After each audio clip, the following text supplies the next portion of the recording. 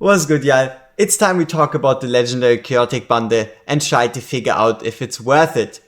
And also at the end of the video we'll buy it once, just so for those that are unsure you'll have a comparison to see who you could get. So, let's get straight into the pack and let's talk about the rates. So we see the heroes here, we have a total of 14, if I can still count. Let's have a look. 1, 2, 3, 4, 5, 6, 7, 8, 9, 10, 11, 12, 13, 14. So, the way the rates are split is that if it stays the same, which it should, to past packs, where we did get the rates, then legendary lore chance is going to be 15% or a bit lower than 1 in 5 for you to get either Garn or Waldron. Garn and Waldron are going to have a 7.5% chance each. And then the rest of the 85% chance is going to be split amongst the other heroes or the legendary heroes. Now, something that I'm rather sure they are doing is suppressing the rates of Valeria and Cerberus the same way they do it in the Ancients already. I'm pretty certain the rates for Cerberus and Valeria are going to be lower than, for example, Admiral Claw, Ardea or Carnelian. So now that we got the rates out of the way and you kind of know what to expect, let's have a look at the potential units and go through them real quick. So, Garn, one of the, if not the strongest tank in the entire game. The only unit I would consider working with damage scaling off of defense. Absolutely amazing kit. Ridiculous survivability skill with the cooldown. He'll become invulnerable every 90 seconds for a whole 10 seconds. Or basically even 15 seconds. Is ridiculous. And yeah, really strong. Then obviously his retail or retaliation. And then we also have the damage reductions of 50%, which is absolutely ridiculous. And also the increased block by 3. So if you're looking for the strongest tank in the game, it is probably Garn. And his Lord bonus is also arguably the strongest one for the chaotic faction, and you're going to see him in every arena.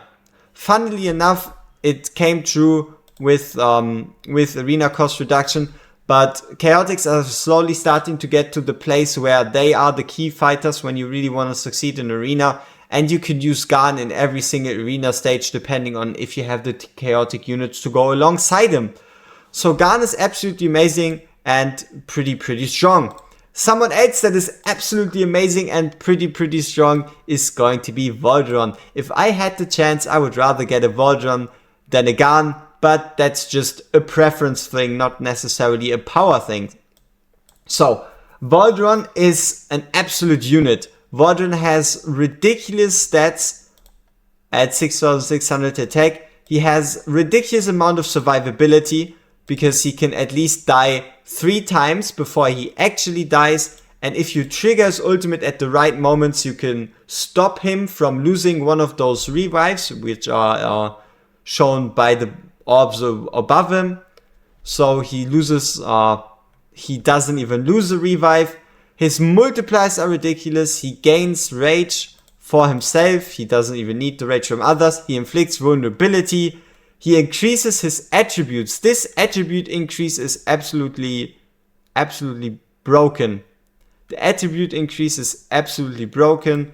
And his Lord bonus is one of the, if not the most selfish in the entire game. Obviously boosting the faction by the standard 15. Boosting damage based on lost HP up to 60, which is normal.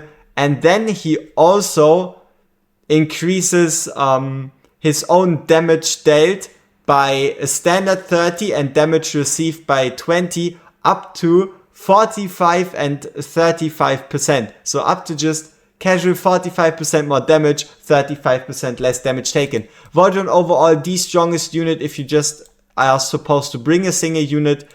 He's able to even use his Lord bonus on other units on the field. It doesn't even need to be his faction. He is the strongest ground unit. Easily. Then we got Lugaru. Lugaru again, super strong ground unit. Nice defense ignore. Nice rage gain. After his rework, he's starting to work better. You can definitely see him in arena. and you'll be able to use him in Guild Boss, and also he'll become prevalent in Guild Boss 2. So same goes basically for Garn and Cerberus. Those are also going to be very, very nice picks for Guild Boss 2. Desomi is one of only 4 units that have the ability to reliably cleanse, and that makes him really, really good. Starting with Guild Boss 2, Desomi got a massive buff when it comes to his usefulness, and even if you only get a Desomi out of this pack, he still wouldn't be a bad pickup. Then we got Valeria. Valeria. She has her absolute power in Arena. The fact that she comes in at a ridiculous 13 cost in Arena for the power she brings is abnormous. She has nice self-heal out of ultimate. She has an invulnerable ultimate. She does a crap ton of damage. And she's really key in a lot of stages and a lot of strategies.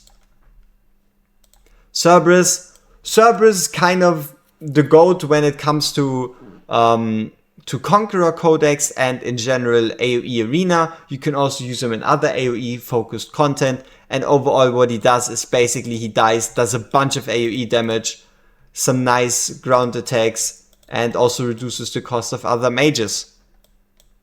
Giselle is probably one of, if not the most disappointing pick you could get here.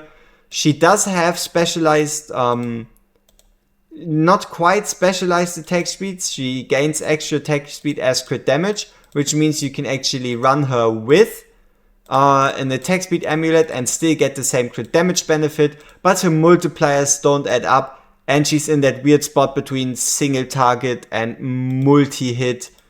So yeah, her kit, I guess the answer would be meh.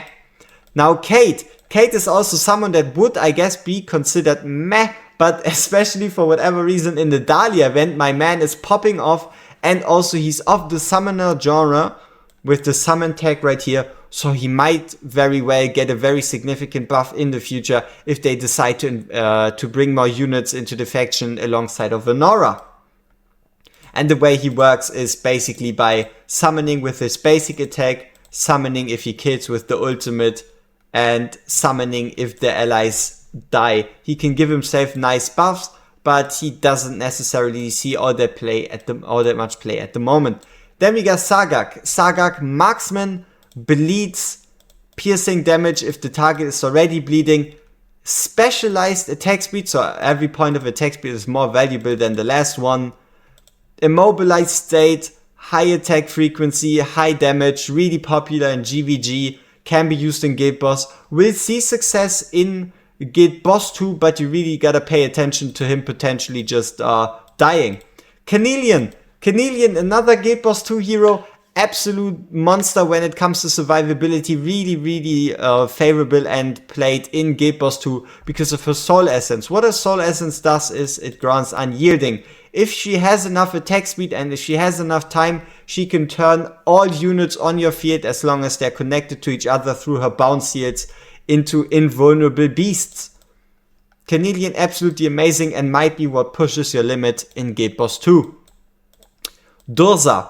So Durza is another kind of dud for the moment. What he does is, yes, he deducts current HP of allies in range and provides them with the attack speed increase, but that's really about it, and then he just continues to take away the HP while at least providing vulnerability onto the boss and a damage increase to the units. So I guess the way we could imagine him and the way you could try him would again be once more Guild Boss 2 in a comp that more relies on healing, because if your units are getting healed, he's the one that will take them to low HP. And you can time his ultimate, so you might be able to find safe windows. Then Ardea, probably and arguably the strongest non-lord ancient in the entire game. Used in so many pieces of content.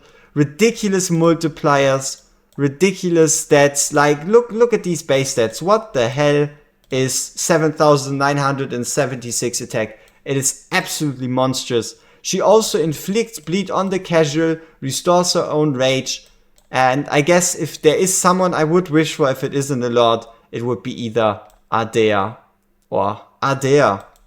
Then we got Uridin. Uridin was pretty much hyped up, but kind of fell flat. and now he's slowly starting to get back into the meta. The main thing you're going to be using him for is BP.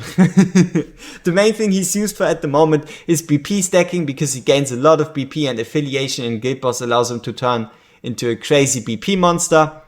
But also with, for example, the event stage from Dahlia, we've seen he has a lot of AoE capabilities, and he is able to help people. So his basic kit is the fact that he's going to stack up souls, and he can overcharge his ultimate. He'll do a bunch of AoE damage, and he even has the chance to execute. And also, the lower HP he has, the higher rage regen auto he gets. The problem with his kit is kind of, he's AoE focused, but even if you build him properly for AoE, he doesn't really deliver. And then we got Admiral Claw. One of my personal favorites when it just comes to looks, kits, and overall the way he plays. What he does is he gains penetration through his talent, increased damage to targets who are below a certain HP threshold. Then he gets he reduces his own attack and increases his damage permanently. Furthermore, he has another state where he increases his attack and does some more splash damage. He does a bunch of damage with his AoE. So overall, he synergizes really well with his own kit. He only gets stronger with his awakenings. And he's kind of a fighter that is going to only get stronger the longer the fight goes on, especially with this damage escalating tag. So yeah, that is Admiral Claw for you. So who would I wish for out of all these units? Honestly, my favorites would be Volderon or Ardea, which also should be the case for everyone else. Alright, so to determine if you do want to buy this, number one, think about it. Do you have the money to buy this? Number two, are you going to regret it if you don't get exactly what you're looking for? And number two, who do you already have? For people that already have Garn, Volderon, Desomi, Ardea, like kind of for those that already have the big players. So basically the double lords and Ardea, this pack isn't really as worth it as it is for those that do not. And I guess we go straight into it and have a look and kind of see what we're going to be able to get. This, I don't know why, I don't know how, this is so anticlimactic. And we got a duplicate of Carnelian. This has been so not worth it. And I guess as a last tip, if you do think about buying it, unless you're buying a big amount of V-Gold and you just want to straight up buy it, I think it's actually cheaper to straight up buy it. And also it's less hassle. So yeah, I guess Carnelian with the A1. Unfortunate, but you can't always get lucky. We see each other in the next one.